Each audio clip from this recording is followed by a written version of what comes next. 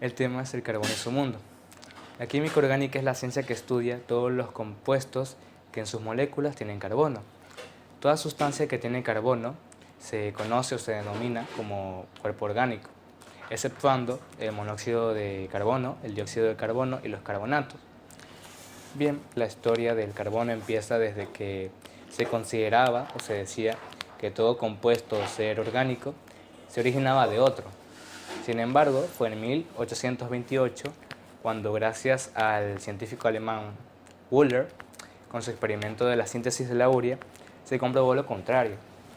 Bueno, lo que tenemos aquí es la fórmula con la cual el científico Wöhler se basó para realizar su experimento, tomando un compuesto inorgánico como es el cianato de amonio, y la urea, como sabemos, es un compuesto orgánico. Hablando del carbono, tenemos que saber que, bueno, el carbono, su número atómico es 6 y su masa atómica es 12.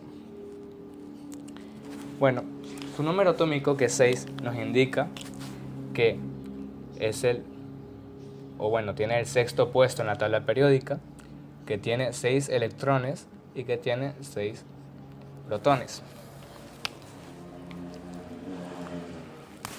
Con esta gráfica, este sería el núcleo del carbono. Como dijimos, tiene 6 protones. Los dibujamos aquí en el núcleo. También tiene 6 electrones. Dibujamos una órbita y en la primera órbita simplemente colocamos 2. Y es en la segunda órbita donde colocamos los 4 restantes. Aquí y acá. Bueno, el 12, que es su masa atómica, que es 12 UMA, unidad de masa atómica, este se da a conocer. Estamos hablando de los protones y los electrones, y aquí es donde entran los neutrones. Los neutrones también se colocan aquí en el núcleo, y es así que con los neutrones y los protones da 12. Bien, la configuración electrónica es la distribución de los electrones, y en un momento de reposo, también se conoce como fundamental, en este caso del carbono, su configuración electrónica es la siguiente: 1s2, 2s2 y 2p2. Pero sin embargo, esta solamente es una síntesis de lo que realmente es esta, ya que se subdivide en 2px, 2py y 2pz. Como en el caso de solo necesitamos agregar 2 electrones, estos se agregan solamente a 2px y 2py. Bien, y con la gráfica de la configuración electrónica ya quedaría de la siguiente forma. El primer nivel, 1s2,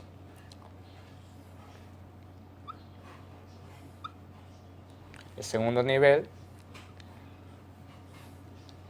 y aquí el nivel. Bien, como podemos ver acá, son 2 electrones. Pues a una flechita para arriba y una flechita para abajo. Seguimos con 2. Flechita para arriba y una flechita para abajo. Y acá, como solamente son 2, esta es X y esta es Y. Por lo tanto, simplemente se colocan aquí y acá, la flechita para arriba.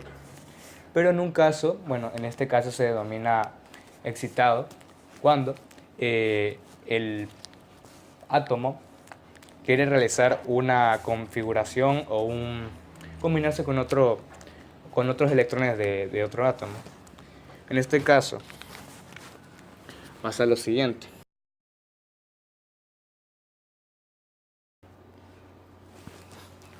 Bien, el primer nivel sigue normal. Sin embargo, aquí lo que sucede es que la flechita que iba para abajo en el segundo nivel cambia y se va a la Z, quedando la siguiente forma. hablar sobre la hibridación del carbono. La hibridación del carbono consiste en el reacomodo de electrones dentro de un mismo nivel de energía, o sea, en los orbitales. Los orbitales híbridos explican la disposición de los electrones para la formación de enlaces dentro de la teoría de enlace de valencia. Ahora les voy a escribir lo que sería la configuración electrónica del carbono. El carbono posee 6 electrones, de aquí 2, 4, 6. Muy bien. Ahora se los voy a expresar en sus orbitales para que puedan diferenciarlo y saber a lo que me estoy refiriendo.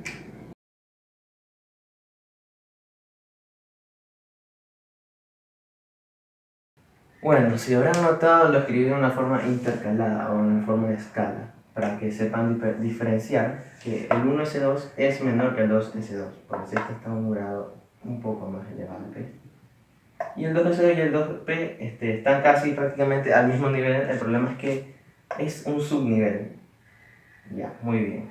Ahora les voy a explicar lo que sería el átomo, pero en una forma gráfica que puedan diferenciar ahora sí con los orbitales graficados como usualmente uno los llega a ver en internet, que es el núcleo del carbono, su primer orbital que sería el 1s2 que posee 2 electrones. Ahora vamos con el segundo orbital que sería aquí, que posee 2 electrones también, y el tercero que es el 2p2 que también posee 2 electrones y tiene sus 6 electrones. Muy bien.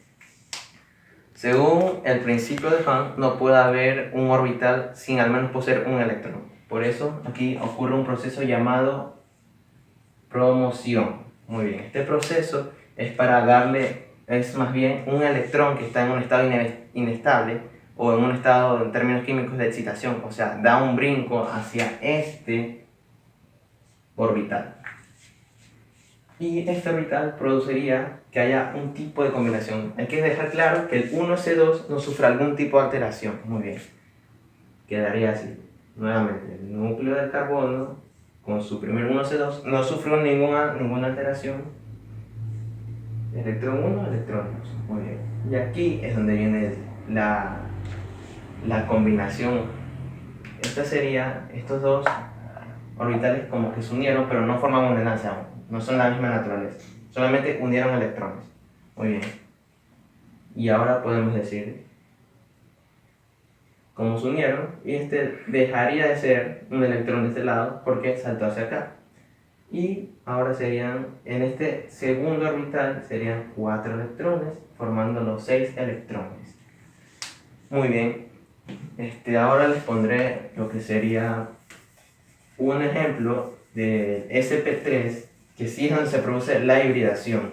Cuando se produce una promoción, aún no es una hibridación, no lo es. Bueno, el sp3 mantiene la configuración electrónica del carbono, que sería, en este caso no utilizamos el 1s1, el 1s2, utilizamos desde el 2s2 y el 2p2. Los graficamos con los orbitales, que serían 2s2, 2 electrones, y aquí el 2p2 con sus electrones. Ocurre lo mismo que en el anterior caso, la promoción. Este pasaría a ser el electrón de acá, dejaría de estar ubicado acá por su estado inestable.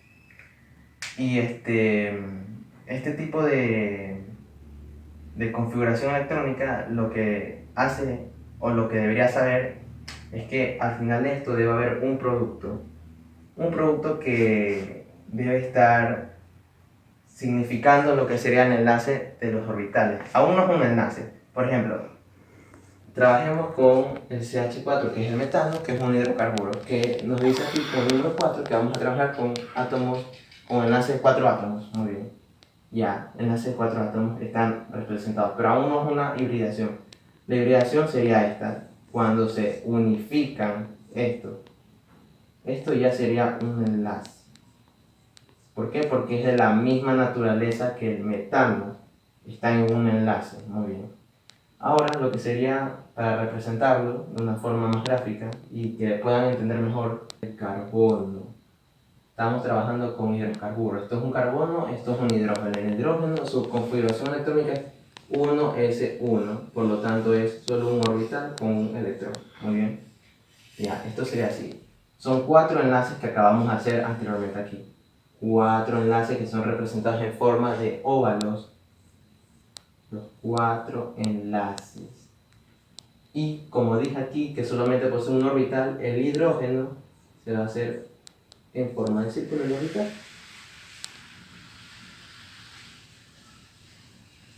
Y esto sería la tetravalencia del carbono. Esto fue debido ya que el 2s2 contra el 2p2 interaccionaron formando orbitales híbridos, o sea, tuvieron su formación, más que formación, poseen características y por eso es denominado o escrito sp3, ya que N sigue poseyendo las características del 2s2, por eso es un electrón que se sobreentiende y p3, los electrones aquí están sobreentendidos aquí. Bueno, esto ha sido todo sobre la hibridación del carbono. Muchas gracias. Vamos a hablar sobre el carbón en la naturaleza. El carbón en la naturaleza lo podemos encontrar en su estado natural en distintas formas, como tenemos en las formas cristalinas, en las formas amorfas, en las formas líquidas y gaseosas. En las formas cristalinas tenemos el grafito, el diamante y los fulerenos. En el grafito son de un color negro, de brillo metálico y son resistentes al fuego. También su estructura presenta átomos de carbono unidos en anillos hexagonales, que a su vez se unen en láminas. El diamante es mucho más denso que el grafito. Es transparente al paso de la luz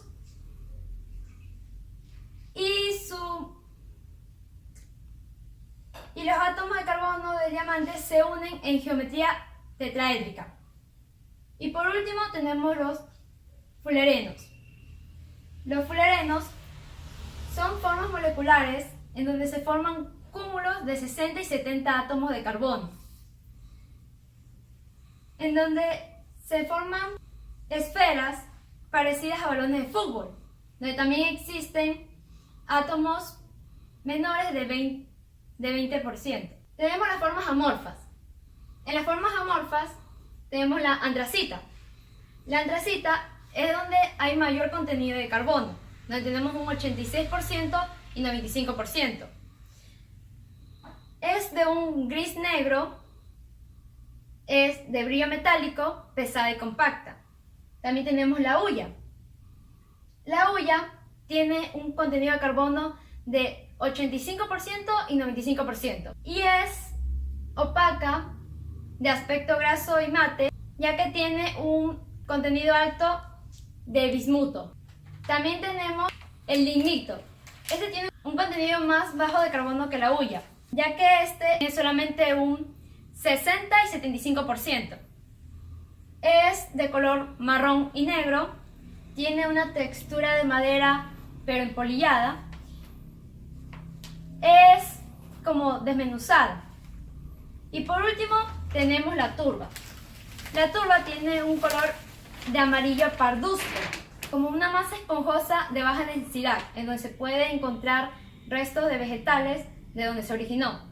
Tiene un bajo valor energético, ya que solamente tiene una cantidad de carbono de 55%.